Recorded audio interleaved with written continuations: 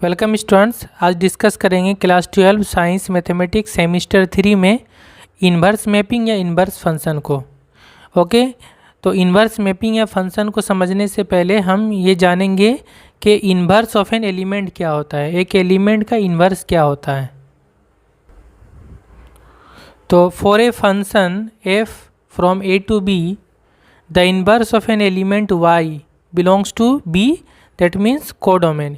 यानी एक एलिमेंट जो कि कोडोमेन सेट का है, इसका जो इन्वर्स होता है और जिसको हम लोग जो है इस तरह से डिनोट करते हैं, denoted by F inverse y, यानी y का इन्वर्स is the set of all x belongs to set a, that means domain set such that F x equal to Y. तो इसका मतलब ये हुआ कि किसी एक एलिमेंट जो कि कोडोमेन सेट का है y है, उसका इन्वर्स का मतलब ये हो रहा है कि वो सभी एलिमेंट डोमेन सेट का जिसका वो इमेज है, ठीक है। That is F inverse Y consist of those elements of A which have Y as their image. यानी एफ इनवर्स वाई का मतलब ये हो गया सेट ए का वो सभी एलिमेंट जिसका ये इमेज था, इसलिए हम लोग क्या लिख सकते हैं, एफ इनवर्स वाई मतलब एक्स मतलब set such that X belongs to set A, यानी डोमेन सेट, यानी वो सभी एक्स जो कि डोमेन सेट से बिलोंग कर रहा है, and F x equal to Y, और वो सभी एक्स जिसका जो इमेज है, एफ एक्स जो है उसका इमेज है, वो क्या होगा, वाई होगा। तो ये हो गया इनवर्स ऑफ एन एलिमेंट का मतलब मैपिंग के मामले में। ओके, अब यहाँ से हम एक एग्जांपल से समझ लेंगे। मान लीजिए ये एक सेट है ए -2 -1 1 इंटू सेट बी है 1 4 9। एफ एक फंक्शन है ए से बी में और ये डिफाइन किया गया F x equal to X square, ठीक है। तो फिर अगर हम इसके एलिमेंट्स को देखेंगे, इमेजेस को देखेंगे तो क्या होगा, सेट ए के सभी एलिमेंट है, function F x square function है, यानी स्क्वायर हो जाएगा सभी एक्स का। तो -2 का स्क्वायर भी 4, 2 का स्क्वायर भी 4, -1 का भी स्क्वायर 1, 1 का भी स्क्वायर 1, और ये सभी चारों एलिमेंट ही थे, ठीक है। तो यहाँ पर हम देख रहे हैं -2 का इमेज हो गया 4, 1 -1 और 1 का इमेज हो गया 1, और यहाँ पे जो कोडोमेन सेट में 9 है, इसका कोई इमेज प्री इमेज यहाँ पे नहीं है, ठीक है। तो अब अगर हमें किसी एक एलिमेंट का अगर हमें इन्वर्स निकालना है, तो इन्वर्स हम किसका निकालेंगे, इन्वर्स हमें कोडोमेन सेट के एलिमेंट का निकालना होता है, ठीक है। तो कोडोमेन सेट में मान लीजिए 4 है, तो 4 का इन्वर्स क्या होगा, एफ इन्वर्स 4। तो एफ इनवर्स 4 का मतलब ये हो रहा है कि डोमेन सेट का वो सभी एलिमेंट जिसका 4 इमेज था, जिसका इमेज क्या था, 4 था। तो 4 किसका इमेज है, -2 और 2 का। तो एफ इनवर्स 4 में क्या रहेगा, -2 और 2, यानी एफ इनवर्स जो 4 है इसमें वो डोमेन सेट का एलिमेंट रहेगा जिसका इमेज कितना था, 4 था, ठीक है। इसी तरह अगर हम निकालेंगे एफ इनवर्स 1, यानी ये 1, इसका इमेज, इसका इन्वर्स निकालेंगे तो देखना होगा कि ये 1 किसका इमेज था, -1 और 1 का था। तो ये एफ इनवर्स 1 मतलब होगा 1, -1, ठीक है। अब अगर कोडोमेन सेट में 9 है, तो इसका अगर हम इन्वर्स निकालेंगे एफ इनवर्स 9, तो 9 किसका इमेज है, किसी भी एलिमेंट का इमेज नहीं है, तो फिर इस एफ इनवर्स 9 क्या हो जाएगा, एम्प्टी सेट हो जाएगा, यानी 5 हो जाएगा। ओके, तो उम्मीद करता हूँ आपको इन्वर्स एक एलिमेंट का समझ में आ गया। अब हम आते हैं इन्वर्स ऑफ ए फंक्शन के डेफिनेशन में। तो मान लीजिए let F from A to B be a 1 1 onto function. मान लीजिए एफ क्या है, एक 1 1 ऑन टू फंक्शन है, यानी बाइजेक्टिव फंक्शन है, ठीक है। Then the inverse of f denoted by F inverse is a function from B to A. एक फंक्शन का इन्वर्स क्या होता है, अगर एक फंक्शन सेट ए से बी में है तो उसका जो इन्वर्स होगा वो एक ऐसा फंक्शन होगा जो बी से ए में होगा, ठीक है। तो F inverse is a function from B to A which associates each element y of B to a unique element x of A, जो क्या करेगा, बी के हर एक एलिमेंट को ए के यूनिक एलिमेंट, एक यूनिक एलिमेंट से, यानी ओनली 1 एलिमेंट के साथ क्या करेगा, वो एसोसिएट करेगा, ठीक है, यानी कनेक्ट कर देगा। तो ये हो गया इन्वर्स ऑफ ए फंक्शन का definition. That is f inverse क्या होगा, एक फंक्शन है from B to A such that अगर f x equal to y होगा, इम्प्लाइज ये क्या करेगा, और implies by f inverse y equal to x, यानी एफ इनवर्स क्या हो जाएगा, एफ इनवर्स ऑफ वाई हो जाएगा, ठीक है, वाई की तरफ आ जाएगा एफ इनवर्स इक्वल टू क्या हो जाएगा, एक्स हो जाएगा। ये हो गया एफ इनवर्स एफ फंक्शन। अब यहाँ पे कुछ इंपॉर्टेंट नोट है। पहला नोट ये है कि इनवर्स ऑफ एफ यानी जो फंक्शन ए से बी है एग्जिस्ट करेगा, कब एग्जिस्ट करेगा, only if it is bijective.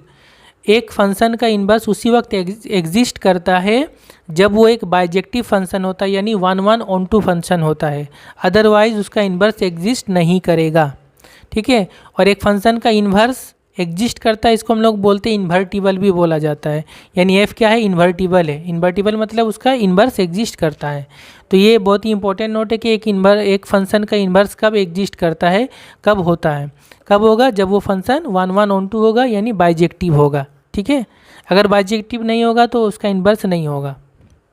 और ये क्यों होगा इस तरह से, इसका भी रीज़न मैं बताऊंगा, तो एक मैं इसको रीज़न भी समझा देता हूँ। तो पहला रीज़न बताता हूँ कि 1-1 होना क्यों ज़रूरी है। मान लीजिए अगर एक फंक्शन 1-1 नहीं है तो ऐसा भी हो सकता है कि इस पर 2 एलिमेंट है और ये 2 का सेम इमेज हो, यहाँ पे ऐसा हो सकता है पॉसिबल। ये तो फंक्शन में हो सकता है कि डोमेन सेट के 2 अलग अलग एलिमेंट का सेम इमेज हो, ये पॉसिबल है ना। लेकिन जब ये एफ इनवर्स में जाएगा तो एफ इनवर्स जब इसका हम करेंगे तो क्या होगा, इसका इमेज बनेगा ये दोनों। इधर से जब ये फंक्शन होगा, यानी मान लीजिए ये ए है और ये बी है, तो बी से ए में होगा एफ इनवर्स, तो अब क्या होगा, इसका 2 इमेज आएगा। इधर से अगर हम देखेंगे तो ये एक एलिमेंट का 2 इमेज आ जाएगा। तो एक एलिमेंट का 2 इमेज ये फंक्शन का डेफिनेशन में नहीं होता है, क्योंकि फंक्शन का डेफिनेशन ही ये बोलता है कि किसी भी एलिमेंट का एक यूनिक इमेज होगा, एक ही इमेज होगा, ठीक है। तो इस तरफ से अगर हम देखेंगे तो 2 इमेज हो जाएगा, इसलिए 1-1 होना ज़रूरी है। अगर 1-1 होता है तो फिर इधर से भी इधर जाएंगे तो एक इमेज मिलेगा, इधर से भी इधर आएंगे तो एक ही इमेज मिलेगा, ठीक है। लेकिन अगर 1-1 नहीं होता है, मेनी 1 इस तरह से हो जाता है, तो फिर इन्वर्स एग्जिस्ट नहीं करेगा। तो ये समझ में आ गया रीज़न। ऑन-टू होना क्यों ज़रूरी है, मान लीजिए फंक्शन है और ये इन सभी का एलिमेंट है, इधर सभी इसका इमेज है, तो अगर ये ऑन-टू नहीं होता है, ऑन-टू अगर नहीं होता है, ऑन-टू अगर नहीं होता है तो क्या, ऑन-टू अगर नहीं होने का मतलब ये है कि कोडोमेन सेट में कोई एक एक्स्ट्रा एलिमेंट है जिसका इधर कोई इमेज नहीं है, प्री इमेज नहीं है, ठीक है। तो एफ इनवर्स जब हम बनाएंगे तो क्या होगा, एफ इनवर्स में इसका इमेज इधर मिलेगा, इसका इमेज इधर मिलेगा, लेकिन इसका तो कोई इधर प्री इमेज नहीं है, तो फिर इधर इसका कोई इमेज नहीं मिलेगा। जब हम इधर बैक करेंगे तो फिर किसी एलिमेंट का इमेज नहीं ना मिलना, ये भी फंक्शन को डिफाइन नहीं करेगा, है ना। तो इसलिए इनवर्स एग्जिस्ट करने के लिए दोनों बातें ज़रूरी है, 1-1 होना भी ज़रूरी है और ऑन-टू होना भी ज़रूरी है, जिसमें हर एक का प्री इमेज मिलेगा, ठीक है। तब क्या होगा, हम इनवर्स डिफाइन कर सकते हैं। नेक्स्ट है, एग्ज़ाम में किसी भी फंक्शन का इनवर्स फंक्शन निकालने के लिए क्वेश्चन आता है। तो किसी फंक्शन का इनवर्स कैसे निकालेंगे, to get inverse of F from A to B. Step 1 ये है कि हम सबसे पहले जो कोडोमेन सेट है उसका कोई भी एक एलिमेंट लेंगे y और लिखेंगे y equal to F X, ये तो हम लिखते हैं। इसके बाद हम क्या करेंगे, स्टेप 2 में हम इसको सॉल्व करेंगे। सॉल्व करके हम x निकालेंगे in terms of y, x equal to 5y, मतलब y का फंक्शन आ जाएगा, ठीक है। x का वैल्यू निकालेंगे यहाँ से। अब x का जो वैल्यू आएगा तो x इक्वल टू क्या हो गया, एफ इनवर्स y, जैसा कि इनवर्स का डेफिनेशन है। इनवर्स के डेफिनेशन में ऊपर में हमने देखा x इक्वल टू क्या होता है, एफ इनवर्स y। तो हम लोग क्या करेंगे, x के जगह में एफ इनवर्स y लिखेंगे, एफ इनवर्स y, ठीक है। तो फिर जब x के जगह में एफ इनवर्स y लिखेंगे तो ये इनवर्स फंक्शन हमारा आ जाएगा। और उसके बाद लास्ट स्टेप ये होगा कि जस्ट y के जगह में हम लोग दोबारा से x लिख देंगे। चूँकि y वेरिएबल है तो y के जगह में हम कुछ भी लिख सकते हैं, t भी लिख सकते हैं, k भी लिख सकते हैं। तो हम लोग चूँकि फंक्शन में आमतौर पे x यूज़ करते हैं, फिर हम लोग लास्ट में y के जगह में दोबारा से रिप्लेस करके x लिख देंगे, ठीक है। तो हमें एक इनवर्स फंक्शन मिल जाएगा b2a, ठीक है। इसको एक एग्जांपल से समझ लेते हैं। मान लीजिए लेट एफ एक फंक्शन है ए से बी में और उसको डिफाइन किया गया इस तरह से 2x - 5। अब हमें निकालना फाइंड एफ इनवर्स, तो इसका इनवर्स फंक्शन निकालना है, ठीक है।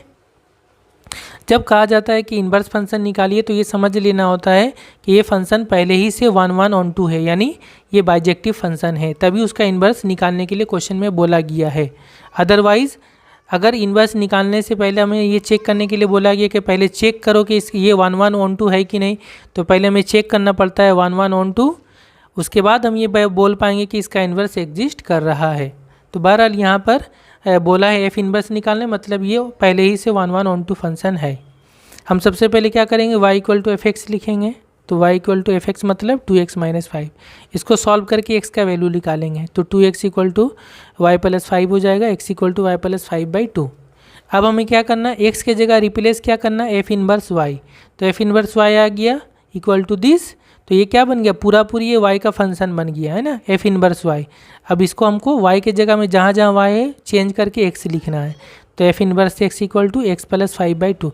तो ये हो गया हमारा inverse function F inverse x, ये हो गया इनवर्स फंक्शन, क्या हो गया x प्लस 5/2। ये हो गया हमारा आंसर। कितना इजी है।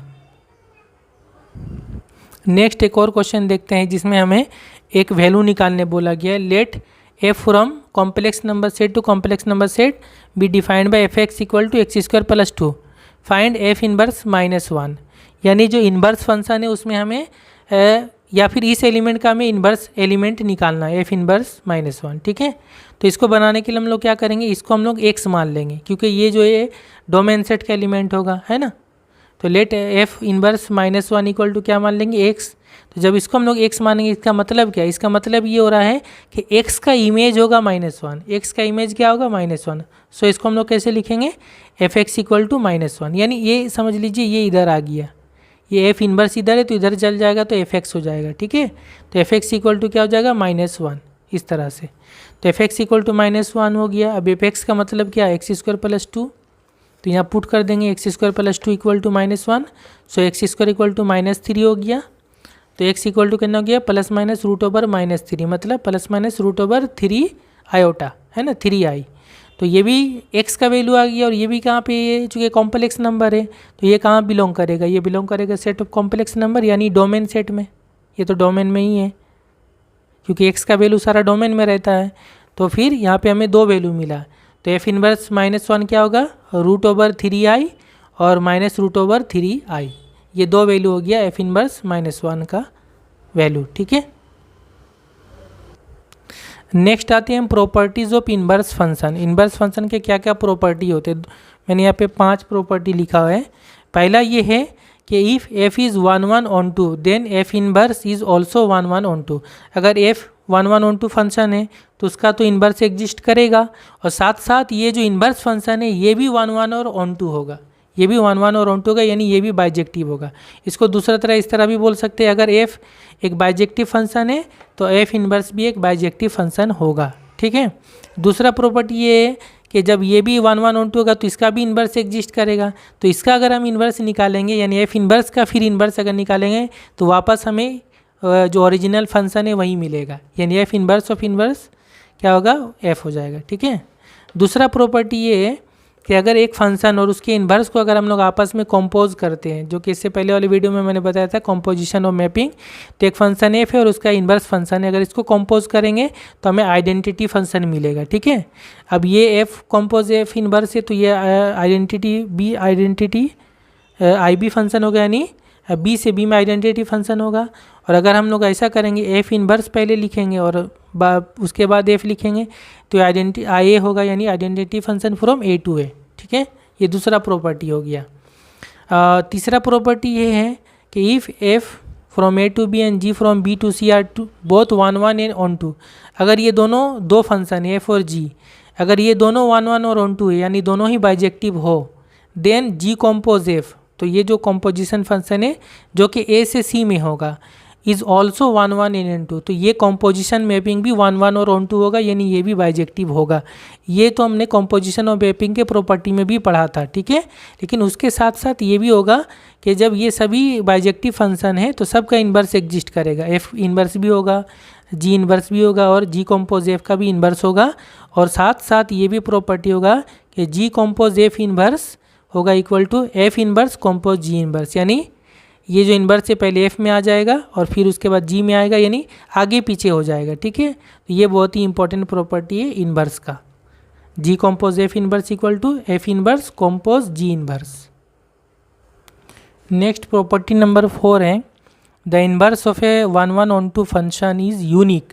किसी एक फंक्शन जो कि 1 1 ऑन टू है उसका जो इन्वर्स होता है वो यूनिक होता है। यूनिक मतलब एक ही इन्वर्स एग्जिस्ट करता है, ओनली वन इन्वर्स एग्जिस्ट। मतलब ये कि अगर एफ एक फंक्शन है तो ऐसा नहीं है कि इसका दो इन्वर्स होगा, एक एफ इन्वर्स और कोई एक और दूसरा इन्वर्स भी एग्जिस्ट कर जाएगा, F2 -1 इन्वर्स, यानी 1 और 2, दो इन्वर्स नहीं हो सकता किसी फंक्शन का, ठीक है, एक ही इन्वर्स होगा।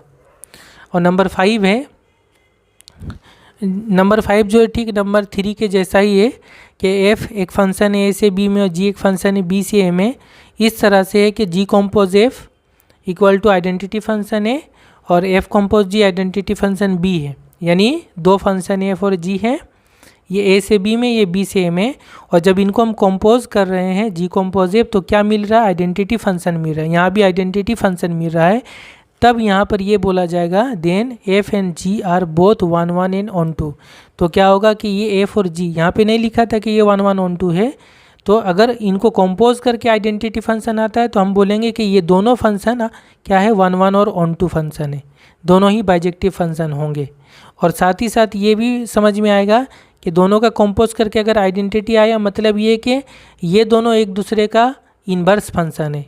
तो यहाँ पर जो फिलहाल जो g है वो f का इन्वर्स है, ये जो g है वो f का इन्वर्स है, यानी g के जगह में हम लोग f इन्वर्स भी लिख सकते हैं। f inverse compose f equal to I A होता है, आइडेंटिटी फंक्शन ये होता है ना। तो ये भी एक बहुत इंपॉर्टेंट प्रॉपर्टी है। और लास्ट में मैंने 5 बताया था प्रॉपर्टी, 6 प्रॉपर्टी भी है ये कि इन्वर्स फंक्शन में जो है जो फंक्शन होता है उसका जस्ट डोमेन और रेंज क्या हो जाता है, आपस में स्विफ्ट कर जाता है, चेंज हो जाता है। यानी f का जो रेंज होगा वो f इन्वर्स का डोमेन बन जाएगा और f फंक्शन का जो डोमेन होगा वो f इन्वर्स का क्या बन जाएगा, रेंज बन जाएगा। ओके, तो ये हो गया हमारा इन्वर्स ऑफ ए फंक्शन का प्रॉपर्टीज़। और भी प्रॉपर्टीज़ है और इनका सारा प्रूफ बुक में लिखा हुआ, वहाँ से आप देख सकते हैं। अब हम आते हैं इसके एक्सरसाइज में।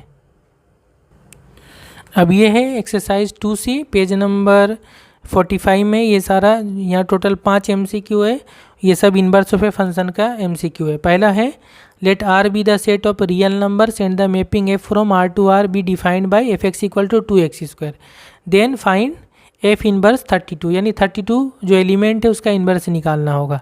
ओके, तो देखें किस तरह से होगा। आंसर होगा इसका A 4,4। कैसे बनाएंगे, ये फंक्शन है, हम लोग f इन्वर्स 32 निकालना, इसको हम लोग मान लेंगे क्या, x मान लेंगे, ठीक है। तो इसको अगर x मान लेंगे तो क्या हो जाएगा, then by the definition of inverse of an element क्या होगा, fx इक्वल टू हो जाएगा 32, क्योंकि f इन्वर्स 32 का मतलब ये कि ये जो x है वो 32 का क्या है, 32 का वो प्री इमेज है ना। तो fx इक्वल टू हो जाएगा 32। ओके, तो fx इक्वल टू 32 हो गया। तो यहाँ पे fx मतलब 2x², तो 2x² इक्वल टू 32, 2 से इसको कैंसिल करेंगे 16 आएगा, तो x इक्वल टू +-√16 यानी +-4। तो x का वैल्यू ही हमारा आंसर है, यानी f इन्वर्स 32 क्या होगा, 4,-4, दो एलिमेंट होगा। ओके, अच्छा दूसरा फिर नंबर 2 है the mapping f from a to b is invertible. Invertible मतलब इसका इन्वर्स एग्जिस्ट करेगा इफ़ f इज़, यानी किसी फंक्शन f का इन्वर्स कब एग्जिस्ट करता है, तो फिर कब एग्जिस्ट करता है, मैंने अभी बताया नोट में कि जब वो बाइजेक्टिव होता है, यानी 1 1 ऑन टू होता है। तो इसका करेक्ट ऑप्शन होगा C, यानी bijective. Okay, question number 3 let a be the set this and f from a to a be defined by f a equal to d, f b equal to a, f c equal to b and f d equal to c। यानी a का जो image है वो d है, b का image a है, c का image b है और d का इमेज c है। State which of the following is equal to f inverse b। f inverse b का मतलब क्या होगा, f इन्वर्स b का मतलब कोडोमेन सेट का जो एलिमेंट b है उसका हमें प्री इमेज निकालना पड़ेगा, है ना। यानी ये जो b किसका इमेज है, तो यहाँ से आप देख सकते हैं b किसका इमेज है, तो यहाँ पे ये सभी b इमेज है ना, d है, a है, b है, b इमेज यहाँ पर है, तो b किसका इमेज है, b इमेज है c का, b इमेज है c का। तो फिर f इन्वर्स b क्या होगा, f इन्वर्स b हो जाएगा c। इसको अगर हम लोग f को इधर कर देंगे तो f इन्वर्स b हो जाएगा इक्वल टू c हो जाएगा। तो करेक्ट ऑप्शन होगा c, ठीक है। और नंबर 4 है let z be the set of integers and mapping f from z to zb defined by fx equal to x square. State which of the following is equal to f inverse minus 4. f inverse minus 4 का value क्या होगा? तो इसका answer होगा phi यानी non empty होगा, empty set. क्यों होगा? क्योंकि एफ इनवर्स माइनस 4 को अगर हम लोग x मान लेंगे तो एफ एक्स इक्वल टू कितना हो जाएगा? -4 हो जाएगा। एफ एक्स का मतलब एक्स स्क्वायर है, एक्स स्क्वायर इक्वल टू -4, तो x का वैल्यू क्या आएगा? Plus minus root over -4। So plus minus root over 4 I हो जाएगा, है ना, आयोटा। तो ये तो कॉम्प्लेक्स नंबर है, तो कॉम्प्लेक्स नंबर है तो ये तो डोमेन सेट में बिलोंग नहीं करेगा। डोमेन सेट भी यहाँ पर हमारा क्या है? सेट ऑफ इंटीजर है। तो ये तो x जो है वो डोमेन सेट से बिलोंग ही नहीं कर रहा है, यानी जो f इनवर्स -4 x हमने माना था ये तो x है आएगा ही नहीं इसमें। तो इसका जो इन्वर्स है -4 का इन्वर्स एलिमेंट का, ये क्या हो जाएगा? कोई भी इन्वर्स नहीं होगा, यानी फाई होगा, एम्प्टी सेट होगा। Okay, and last one, let the function f from a to b have an inverse function f inverse b to a, then the nature of the function f is। ये जो function f है उसका एक inverse function है, तो इस function का nature क्या होगा? तो इस फंक्शन का नेचर क्या होगा? इसका चूंकि इन्वर्स एग्जिस्ट कर रहा, मतलब ये फंक्शन क्या होगा? 1 1 on 2 होगा, 1 1 and on 2, तो इसका करेक्ट ऑप्शन होगा ए। तो स्टूडेंट ये हमारा कंप्लीट हो गया इन्वर्स फंक्शन का, हमारा जो पहला यूनिट का जो रिलेशन एंड फंक्शन का है, तो फंक्शन तक का पूरा पार्ट हमारा आज कंप्लीट हो गया। नेक्स्ट वीडियो में जो आगे है इन्वर्स ट्रिग्नोमेट्रिक फंक्शंस, ये मैं स्टार्ट करूँगा। Okay, thank you very much for watching.